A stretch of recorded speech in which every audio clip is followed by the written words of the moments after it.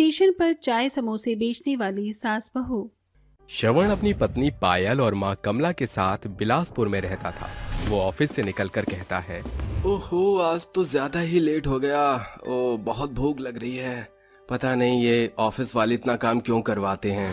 ये कहकर श्रवण चलता ही है कि उसकी नजर गजरे वाले पर पड़ती है और वो कहता है, अरे पायल के लिए गजरा लेकर चलता हूँ, उसे बहुत अच्छा लगेगा। ये कहकर श्रवण रोड क्रॉस कर ही रहा था कि एक तेज ट्रक श्रवण को टक्कर मार देता है और उसी एक्सीडेंट में श्रवण की मौत हो जाती है। आसपास के लोग जैसे ही उसे हॉस्पिटल में पहुंचाते हैं तो पायल और कमला को भी उसकी खबर मिलती है। वो भागे भागे हॉस्पिटल आते हैं और डॉक्टर कहता है, आपने आने में लेट कर दिया। हॉस्पिटल तक आते आते आपके बेटे ने दम तोड़ दिया। नहीं नहीं, ऐसा नहीं हो सकता डॉक्टर साहब, आप ये सब क्या कह रहे हैं? मेरे श्रवण को जिंदा कीजिए। अरे आपका तो धर्म है ना लोगों को बचाना, मेरे पति को बचाइए। डॉक्टर साहब ऐसा मत कहिए, मेरे बच्चे को बचा लीजिए, मैं आपके आगे हाथ जोड़ती हूँ। माफ कीजिएगा पर आपका बेटा इस दुनिया से जा चुका है। नहीं नहीं नहीं श्रवण, मुझे छोड़कर नहीं जा सकती। मैं कैसे रहूंगी माँ जी उनके बिना? सब खत्म हो गया, मेरी जिंदगी भी खत्म। नहीं बहू, ऐसे मत कह, मैं हूँ ना, मैं हूँ तेरे साथ। अब से हम दोनों ही एक दूसरे का सहारा है, पायल बहू। कुछ ही देर बाद श्रवण का अंतिम संस्कार कर दिया जाता है। दोनों बहू श्रवण के गम में रहती हैं। फिर एक दिन कमला कहती है, ऐसे कब तक गुमसुम रहेगी? अपनी माँ जी से बात कर, मुझे मेरी पहले जैसी पायल बहू चाहिए। माँ जी, मैं कोशिश कर रही हूँ पर उन्हें भुलाना मुमकिन नहीं है। पर बेटा, अपनी सेहत के साथ तू ऐसे कब तक रहेगी? मैं तुझसे कहना नहीं चाहती थी पर कहना पड़ रहा है। तू घर की आर्थिक स्थिति को जानती ही है, हमें कुछ न कुछ कारोबार तो शुरू करना ही होगा।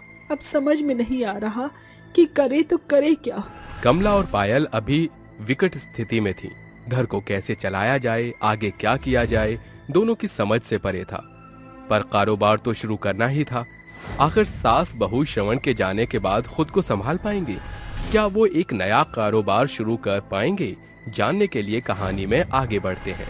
बोल बेटा, सोच क्या रही है? माँ जी, मैंने सोचा है जितने थोड़े बहुत हम पर पैसे हैं उससे हम चाय और समोसे की टपरी लगा सकते हैं। इससे ये होगा माँ जी कि हमें ज्यादा पैसे लगाने की जरूरत नहीं पड़ेगी। दूसरा, लोग चाय और समोसे को सुबह सुबह नाश्ते में बहुत खाते हैं, तो इससे हमारा मुनाफा हो जाएगा और बनाना भी मुश्किल नहीं है माँ जी।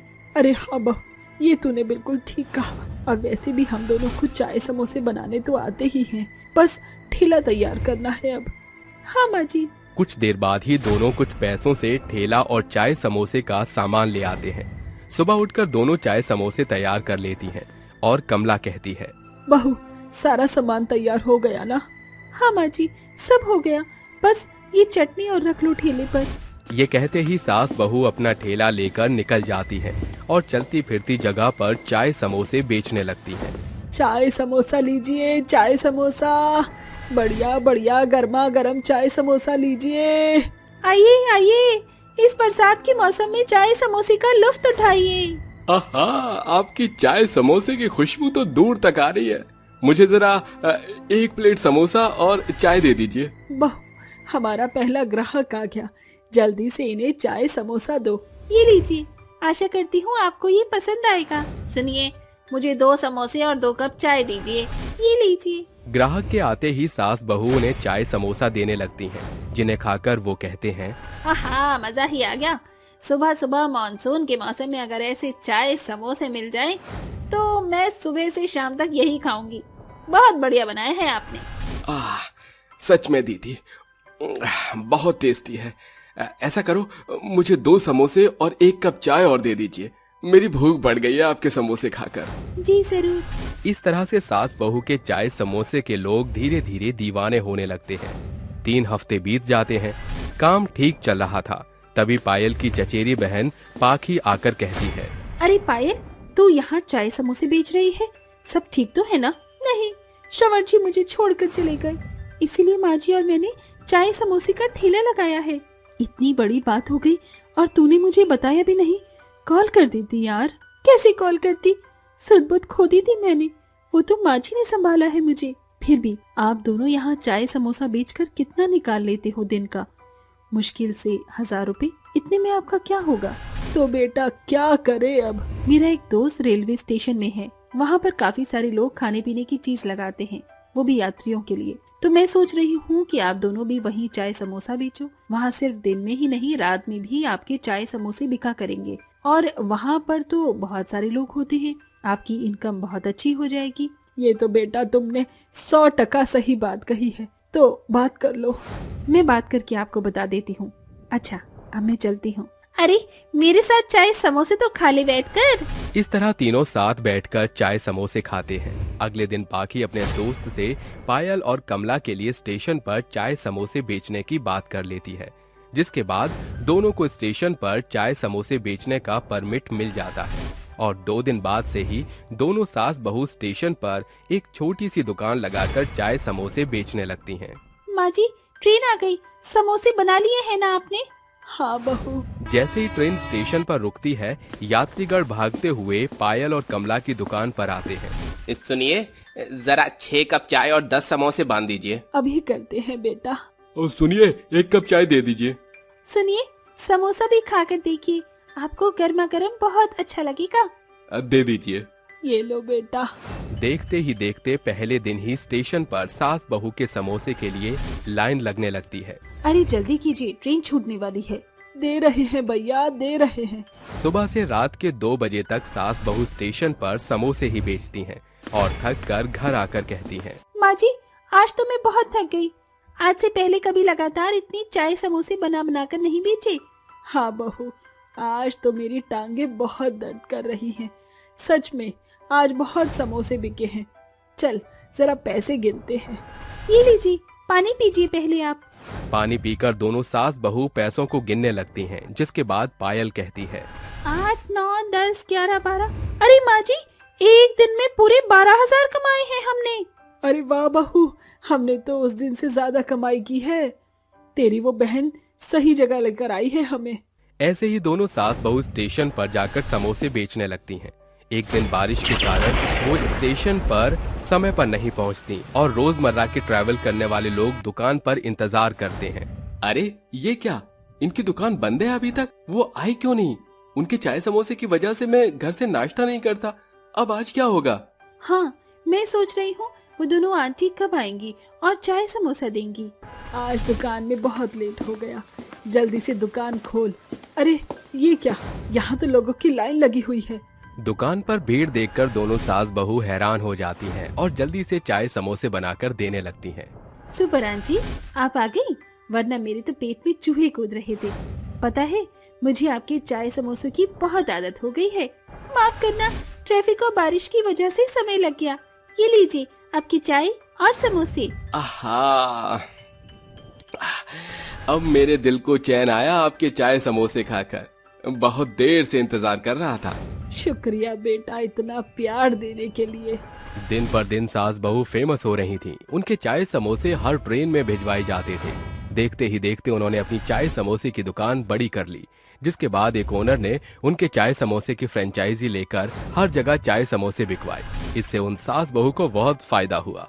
साथ ही अब वो घर बैठकर अपने चाय समोसों की ऑनलाइन ऑर्डर लेती थी, क्योंकि उसने अपनी फ्रेंचाइजी शॉप पर बहुत सारे एम्प्लॉय को हायर किया हुआ था।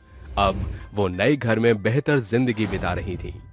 ढाबा चलाने वाली 5 विधवा बहुएं। कौशल्या और गिरधर के 5 बेटे थे, जिसे उनके घर 5 बहुएं आई। हैरत की बात यह थी कि उनके घर में 5 अलग अलग राज्यों से बहुएं आई हुई थी, जैसे कि बिहार की झुमरी, तमिलनाडु की मीना कुटी, पंजाब की नवजोत, बंगाल की मिष्टी और दिल्ली की सिया।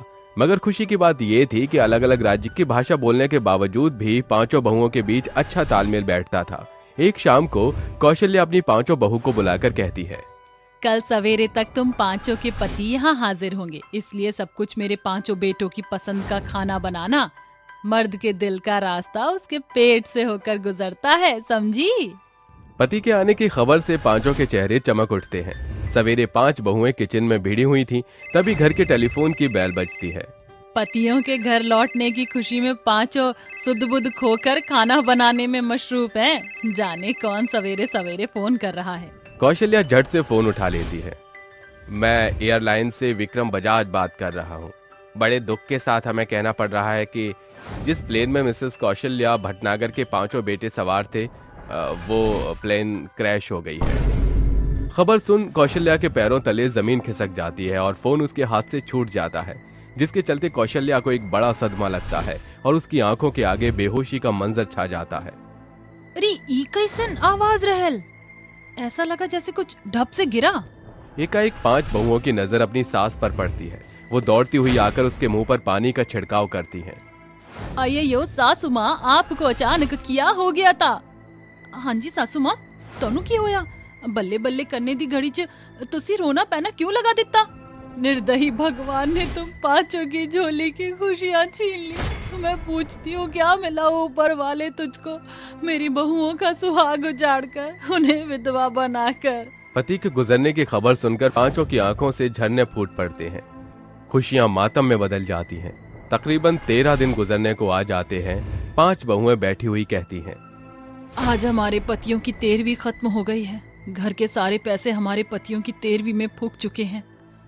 अब हमारे बूढ़े सास ससुर की देखरेख और घर चलाने की जिम्मेदारी हम 5 बहुओं की कंधों पर ही है।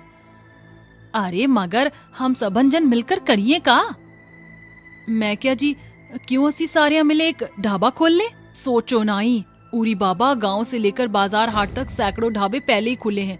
हमारा ढाबा क्या ही चलेगा?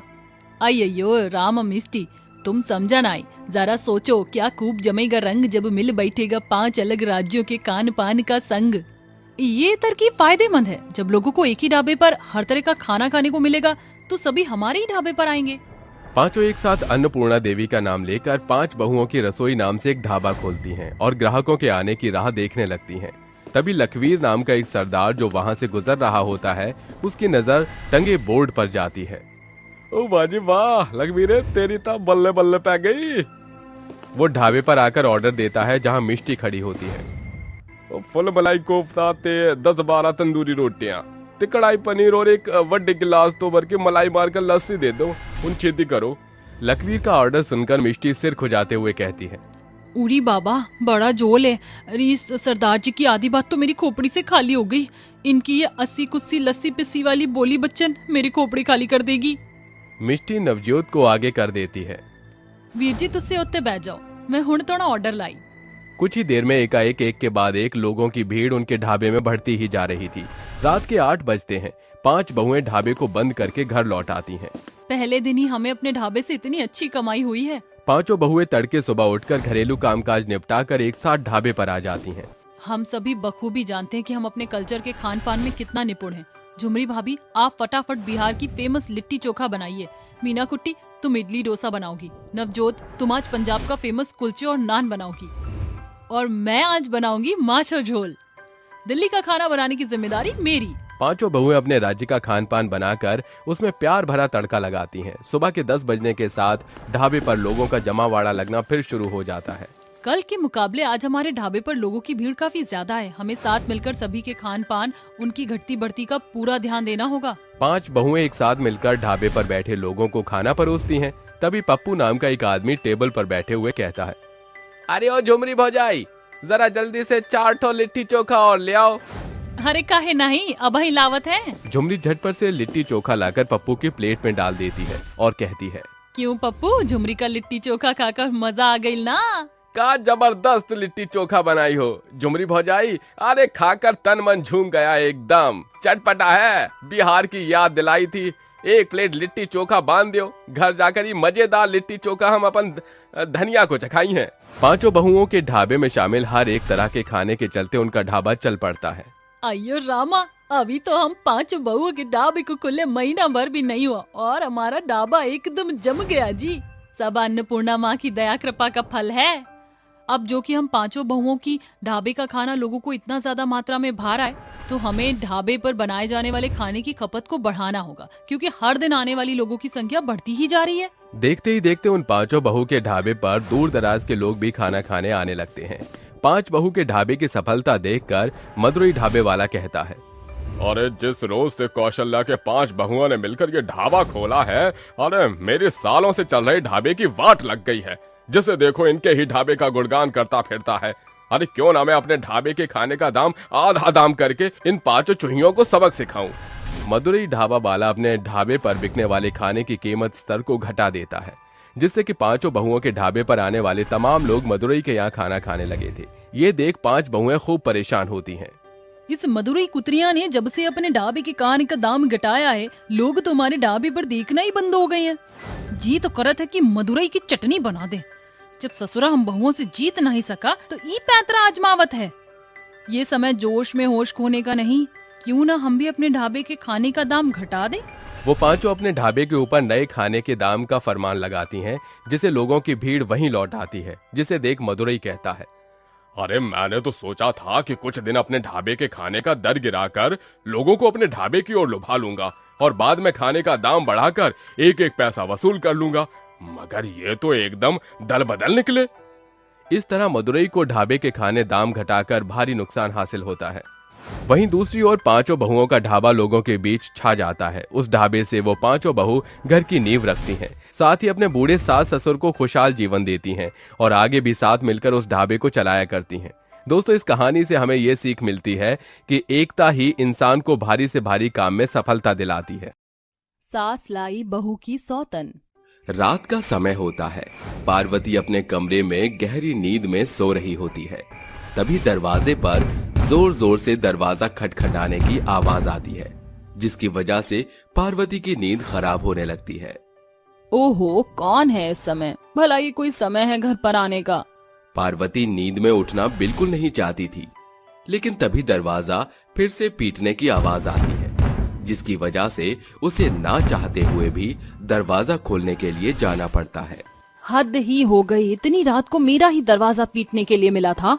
जैसे ही पार्वती दरवाजा खोलती है, दरवाजे पर उसका बेटा राहुल एक लड़की के साथ खड़ा होता है, जिसे देखकर पार्वती राहुल से कहती है, अरे राहुल, ये क्या? इतनी रात के समय तू अमेरिका से वापस लौटा है? और ये अमेरिका की गोरी मैडम तेरे साथ क्या कर रही है? कहीं ये अपना घर छोड़कर तेरे साथ भागकर तो नहीं आ गई? अरे नहीं नहीं, जेनी मेरे साथ भागकर नहीं आई, मैं ही उसे भगा कर लाया हूँ। हे भगवान, ये क्या कह रहा है तू? राहुल, ये तो एक अंग्रेज है, तू इसे भगाकर कैसे ला सकता है? अरे माँ, जेनी मेरा सच्चा प्यार है, मैं इसे बहुत प्यार करता हूँ, इसलिए हम दोनों अमेरिका से भागकर यहाँ आ गए हैं। मैं इसे वहाँ से भगा कर लाया हूँ और मैंने इससे शादी भी कर ली। हे भगवान, क्या मैंने तुझे ये सब करने के लिए अमेरिका भेजा था?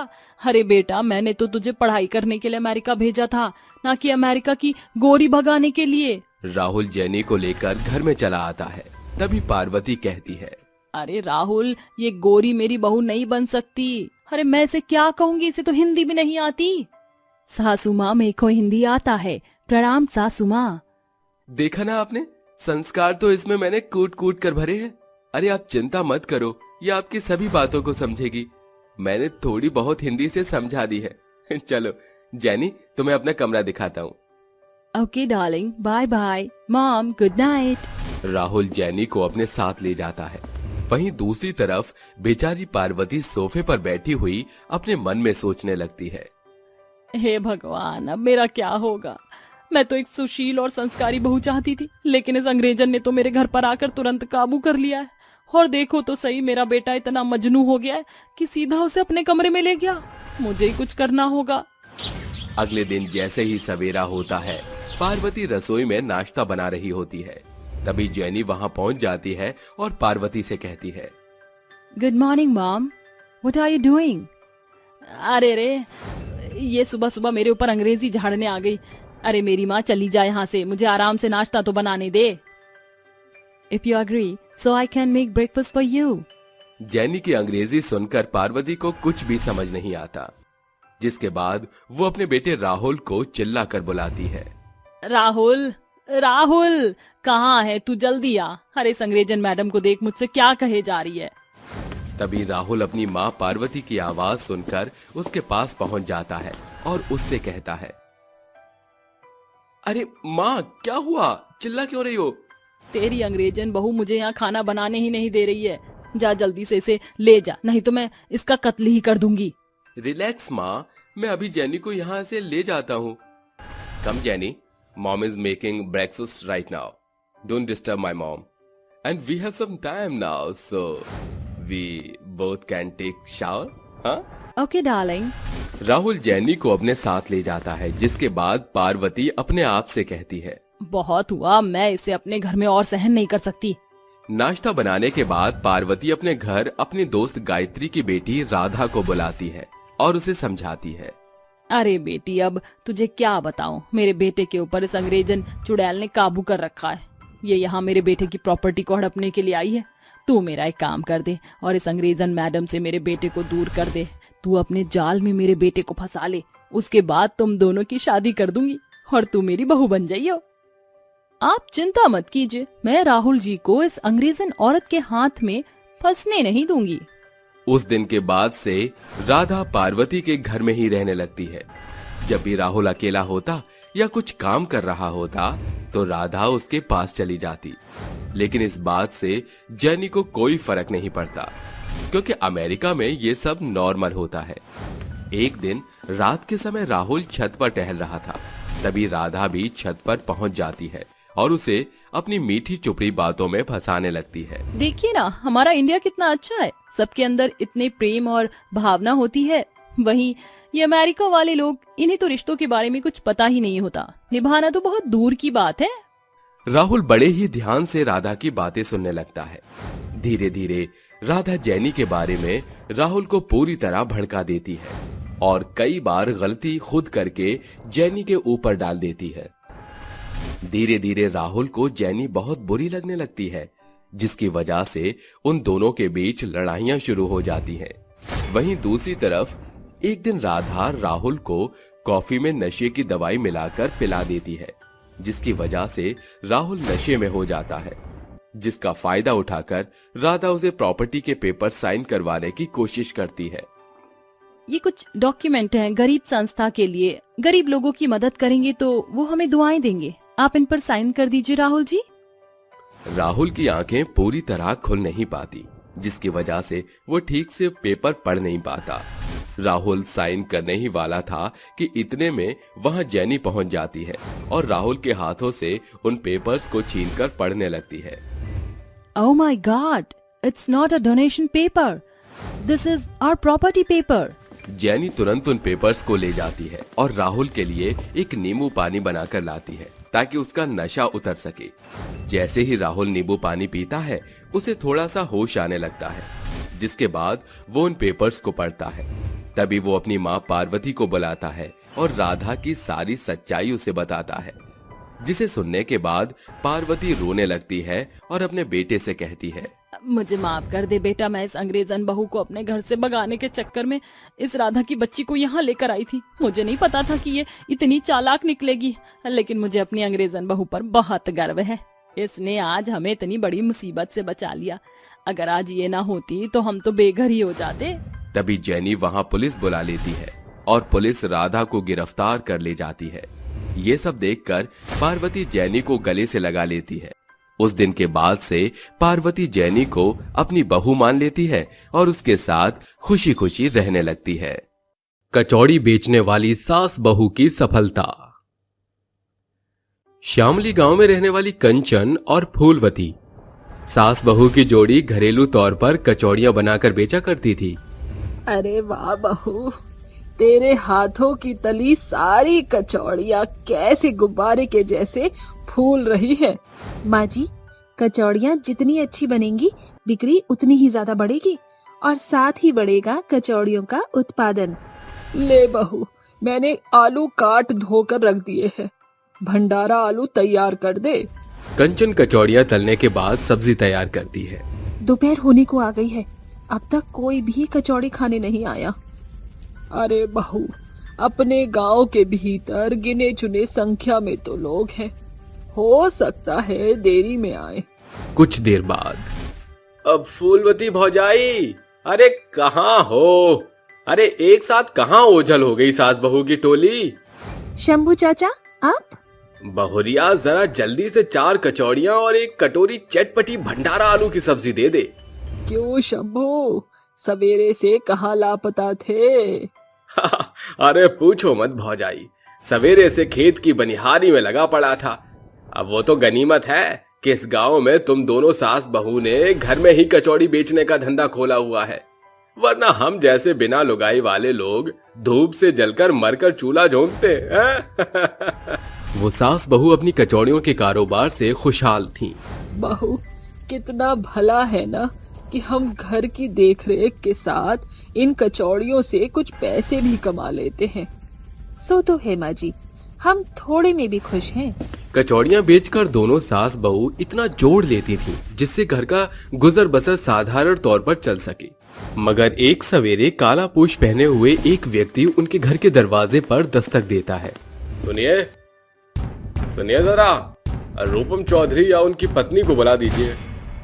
कहो बाबू साहब, मैं ही उनकी धर्मपत्नी हूँ। जी, क्या हम बैठकर बातें कर सकते हैं? कहिए साहब, कैसे आना हुआ? दरअसल मैं कोर्ट की तरफ से आपको कुछ विशेष जानकारियां देने आया हूं। आपके पति रूपम चौधरी और उनके सुपुत्र जगदीश चौधरी ने कुछ समय पहले ये घर गिरवी रखकर भारी मात्रा में कर्जा लिया था और उन्होंने समय से पैसा चुकता नहीं किया। इसलिए जिस व्यक्ति ने उन्हें पैसे दिए थे, उन्होंने रिपोर्ट दर्ज कराई है और यह मुद्दा अब उच्च न्यायालय तक पेश हो चुका है।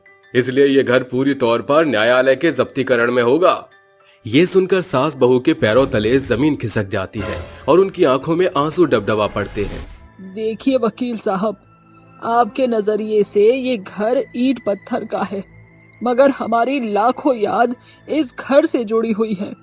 देखिए, मैं एक वकील हूँ, इसलिए कानूनी तौर पर मेरे हाथ बंधे हुए हैं। आपको ये घर खाली करना होगा। मगर वकील साहब, उससे पहले हमें कोर्ट की तरफ से कुछ मोहलत तो मिलेगी। आपके पास सिर्फ 3 महीने का समय है। उसके बाद कोर्ट के द्वारा सरकार इस घर पर अपना दावा करेगी। उसकी नौबत नहीं आएगी। उस वकील के जाने के बाद फूलवती कहती है, बहू, इतने कम मोहलत में हम घर को कैसे छुड़ा पाएंगे? इतनी बड़ी रकम कैसे और कहां से अदा करेंगे? माँ जी, विश्वास से भरी औरत चाहे तो अपने बुलंद हौसले से पर्वत भी हिला सकती है।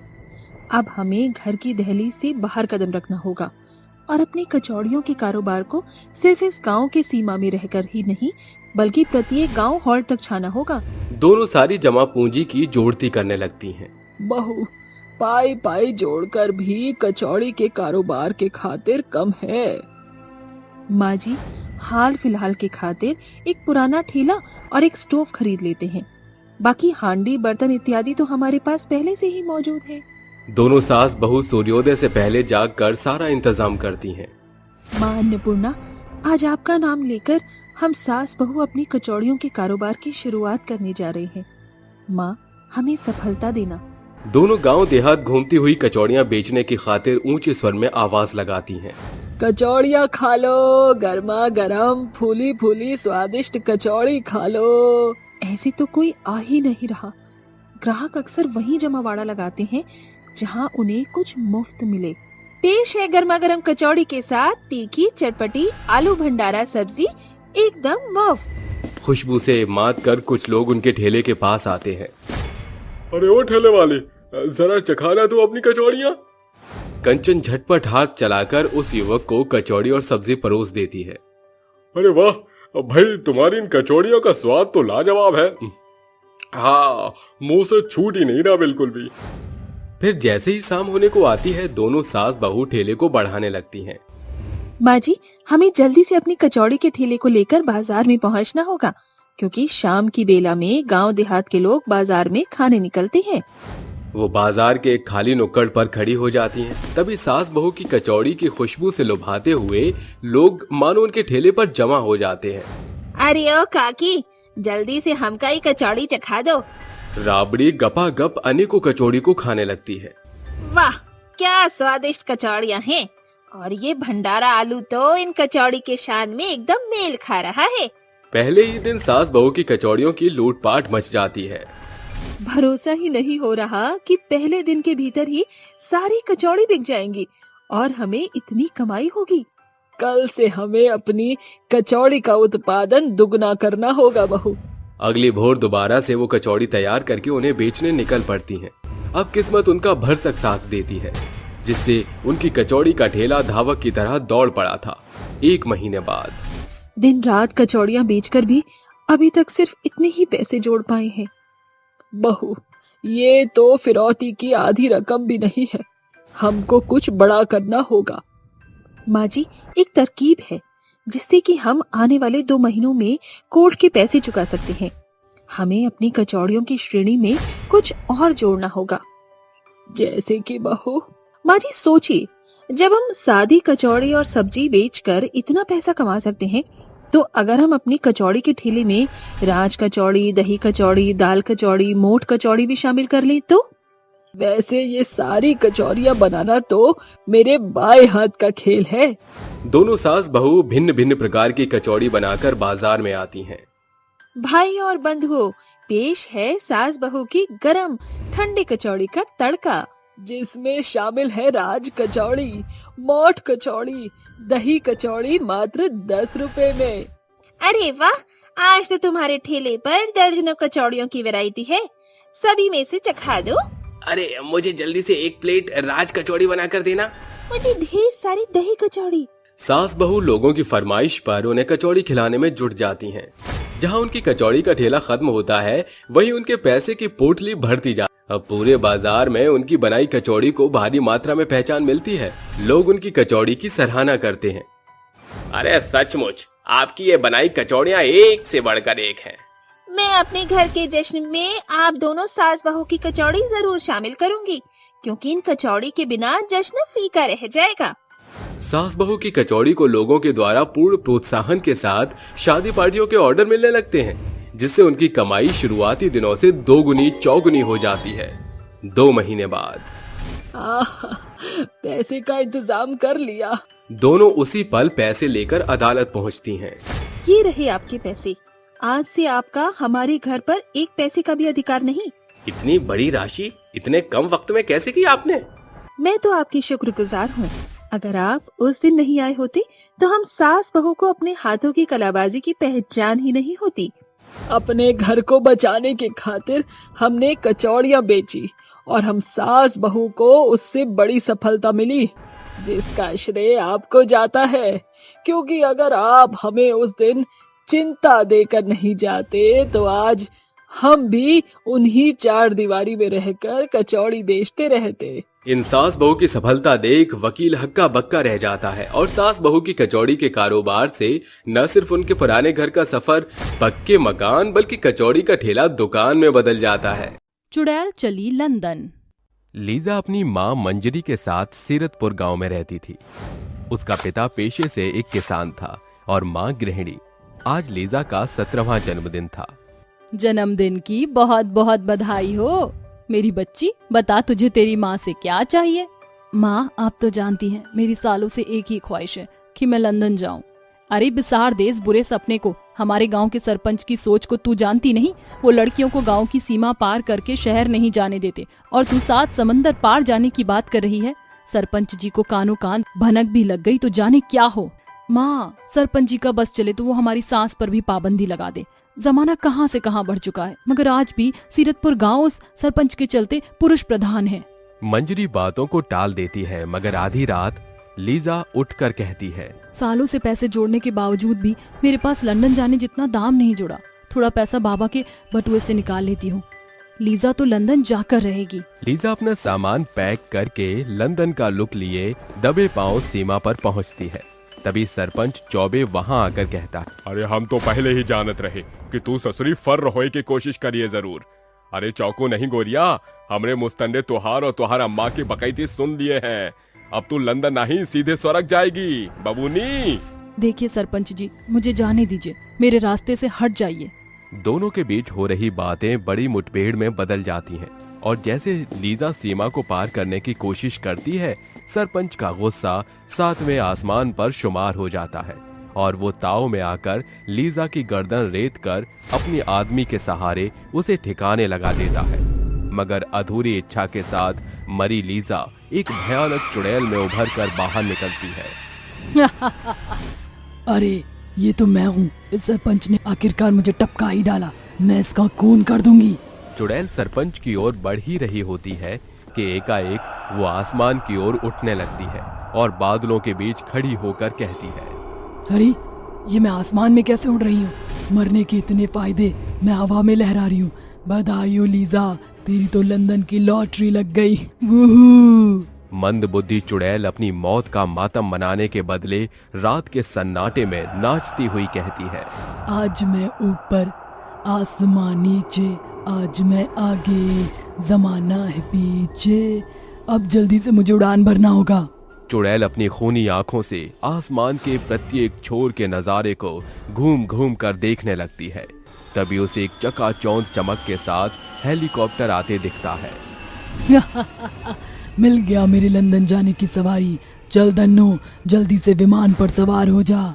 चुड़ैल अपने नाखूनों को फैलाकर हेलीकॉप्टर के ऊपर सवार होकर बैठ जाती है और गुनगुनाती है, 7 समंदर पार में तेरे पीछे पीछे आ गई।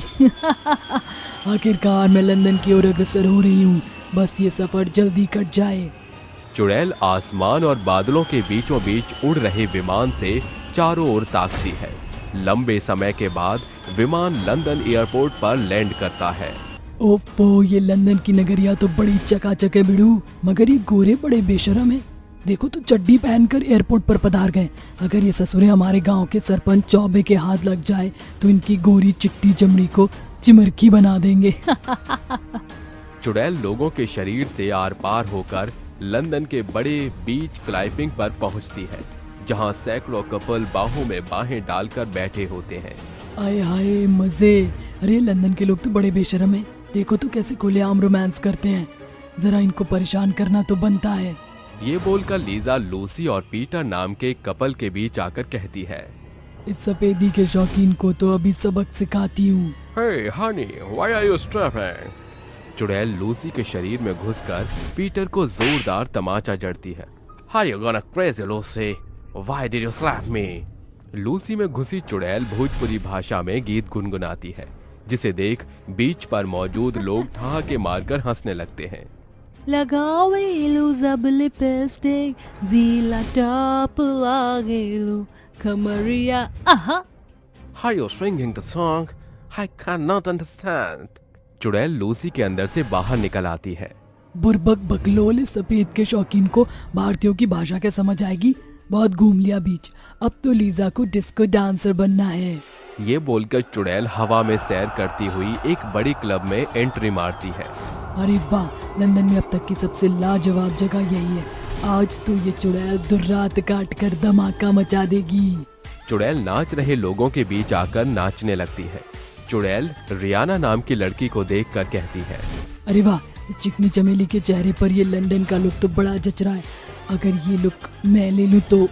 चुड़ैल अपनी छलायन शक्ति से जैसे ही रियाना के कपड़ों पर हाथ रखती है, दोनों का लुक हेर फेर हो जाता है और रियाना कहती है, What is this wear?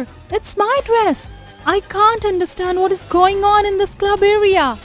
बेचारी को तो पता भी नहीं कि इसके कपड़ों का चीरहरण एक चुड़ैल ने किया है।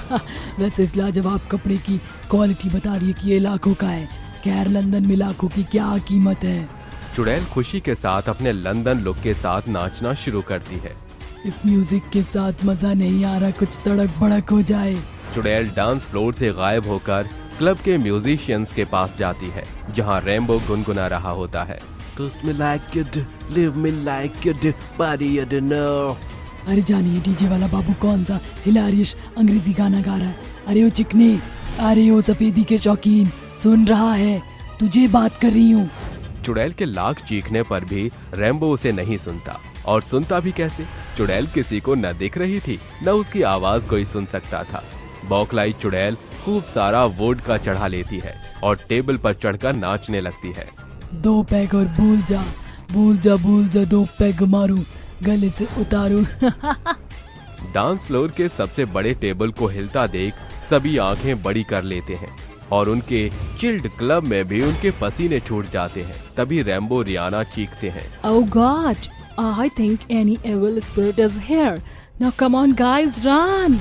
Oh God, I think any evil spirit here. Now come on guys, run. चुड़ैल के खौफ से चारों ओर अफरा तफरी मच जाती है। सारे वहां से भाग निकलते हैं, मगर रैम्बो वहीं फंस जाता है। चुड़ैल उसके सामने आकर कहती है, अरे ओ डीजे वाले बाबू, कहाँ बढ़े जा रहे हो? चल गाना बजा, वरना मैं तेरा बैंड बजा दूंगी। I will do. Please don't kill me, please, please. चल ठीक है, छोड़ दिया तुझे, वरना काम का लंदन वासी यही कहेंगे कि एक चुड़ैल ने एक डीजे वाले बाबू को लावारिस मौत दे दी। बदले में अब तू मुझे सारा लंदन घुमाएगा। Yeah, I accept. अरे ओ अंग्रेज की औलाद, सबसे पहले ये अंग्रेजी बोल भले की बकैती करना बंद कर और मेरी तरह हिंदी बोल, वरना नहीं, मेरे को मानना नहीं, मैं तुमको सारी लंदन की सैर कराएगा। चुड़ैल के चक्र में फंसने के चलते रेम्बो से लंदन की सैर कराता है, जैसे कि tower of London, the British museum, Buckingham place, natural history museum इत्यादि। ये गोरों का शहर लंदन घूमकर तो मैं ऊब गई। जहाँ देखो वहाँ ससुरे सफेदी के शौकीन, इन्हें देखकर ऐसा लगता है जैसे एशियन पेंट की पुताई की हो। अरे लीजा, इस लंदन की नगरिया से भला तो अपना देश है। अच्छा रैम्बो, शुक्रिया, अब मुझे अपने देश लौटना है। या you just take care miss witch. चुड़ैल लंदन के एक पोल पर लावारिश की तरह चिपकी हुई आसमान के विमान के आने की राह देखती है। तभी गड़गड़ाहट के साथ एक हवाई जहाज को गुजरता देख चुड़ैल तेज रफ्तार से उड़कर हवाई जहाज से चिपक जाती है। बाय बाय लंदन, मैं जा रही हूँ। कुछ ही समय बाद चुड़ैल अपने गांव सीरतपुर आती है और मंदबुद्धि चुड़ैल अंत में अपनी मौत का मातम मनाती है। हाय रे मेरी फूटी किस्मत, लंदन घूमने की इतनी चाह थी कि आज एक और मेरी लाश मिट्टी में दफन है और एक और मैं लावारिस बनकर घूम रही हूँ। इसी के साथ लंदन वाली चुड़ैल की कहानी यहीं समाप्त होती है।